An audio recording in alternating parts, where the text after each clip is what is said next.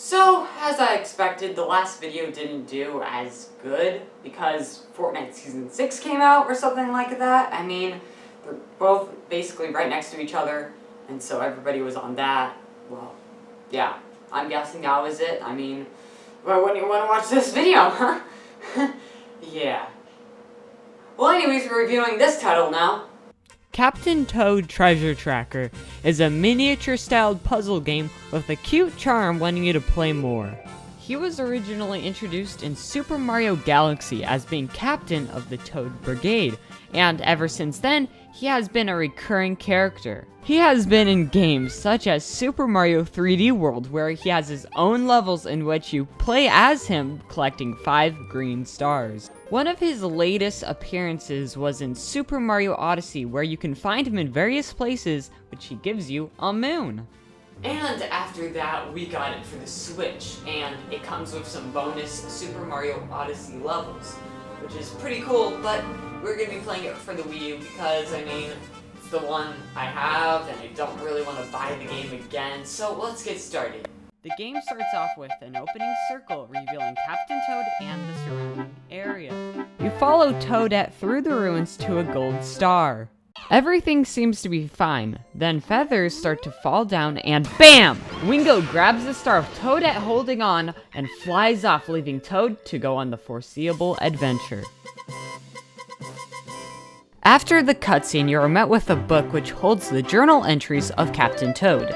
There are 4 books in total. 3 of them are a part of the story, and the bonus as well. We'll get to that later.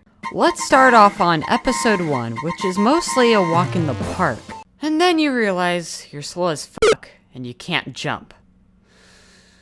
Why? But that's not even a problem because of how great this game really is. Episode 1 introduces us to the potential of what the game has to offer and does not disappoint. Either it was the little designs in the walls, the secret areas, or the creative level designs that impressed me. Plus they included some power-ups like the double cherry which clones the character, as well as the super pickaxe which allows you to break brick blocks, the turnip which can be plucked from the ground and thrown, the super mushroom grows you back to size, and the invincibility mushroom which appears when the game pities you for dying a lot. In each level there are 3 diamonds to unlock other chapters, and when you complete a level, you get a star. After completing a series of chapters, you'll get a bonus level. You choose a path and you try to get as many coins to level up.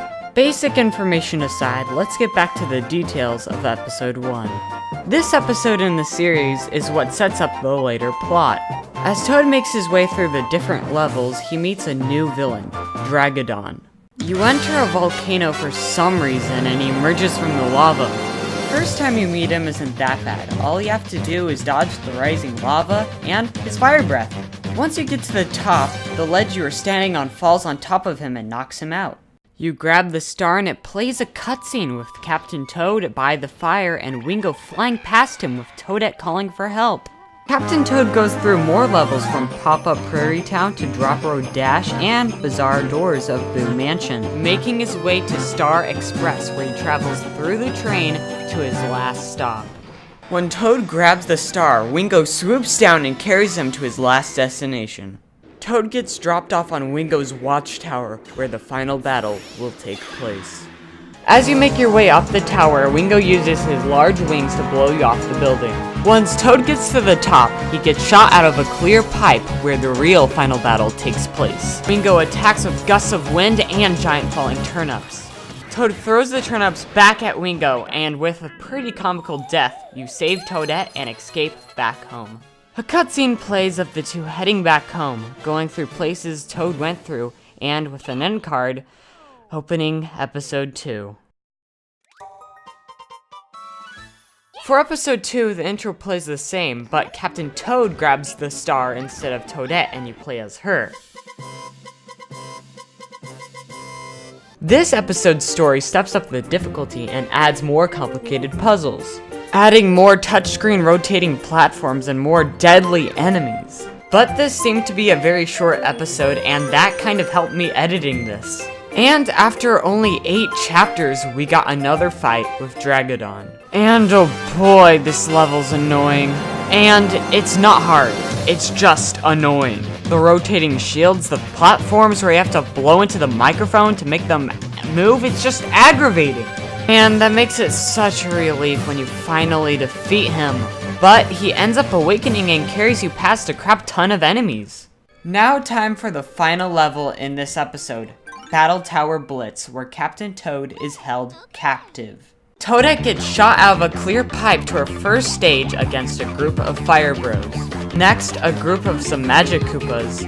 And lastly, a mixed group of Hammer Bros and Goombas. And when you get into that cannon, it feels so satisfying to knock them all down. When you make it to Toad, Wingo emerges and grabs Toadette, and with his mighty wings blows Toad off the side of the tower into the clouds. Now time to review episode 3. This last episode makes everything harder than it really needs to be.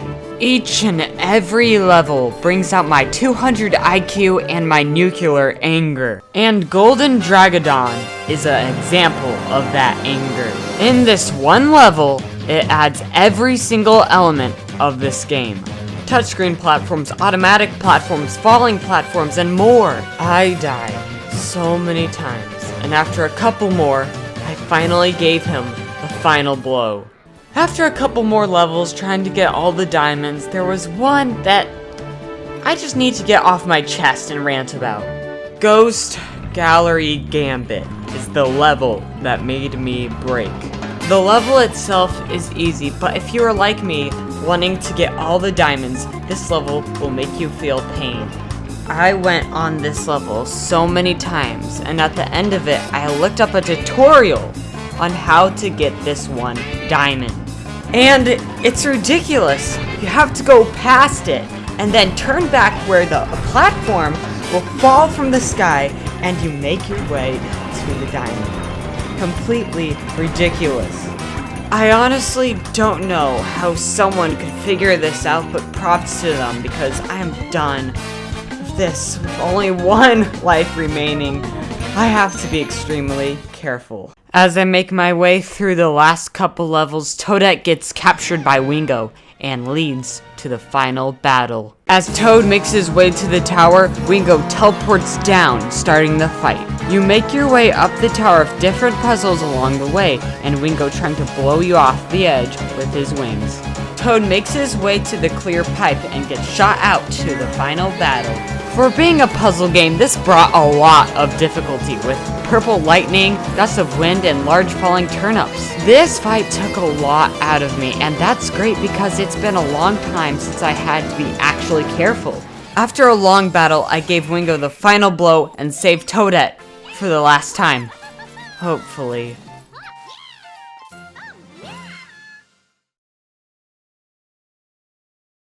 As the two go on their minecart back home, going from place to place, a green star falls from the sky, and Toad jumps out to go investigate.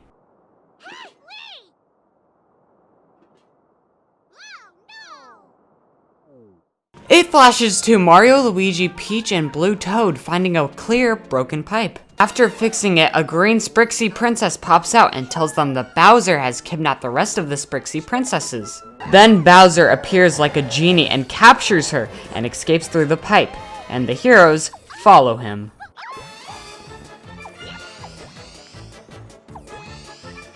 About 5 seconds later, Captain Toad falls in the pipe, and which opens the story for Super Mario 3D World. Now, for the bonus. I'm gonna let you figure that one for yourselves. Yeet! Well, we're done with this. I don't know. Honestly, I couldn't keep it so consistent. I mean, look, like if you skip to the beginning and you go to the end, I'm wearing a different jacket, come on. Anyways, we're done with Captain Toad Treasure Tracker. This will lead to Super Mario 3D World, and with Super Smash Bros. Ultimate, there's little questions like, will I be doing that or Super Mario 3D World? I am actually going to be getting that. I'm going to be getting Super Smash Bros. Ultimate as a present. So, by the time I finish Super Mario 3D World, I will hopefully start doing Smash. And then I can do a review on that.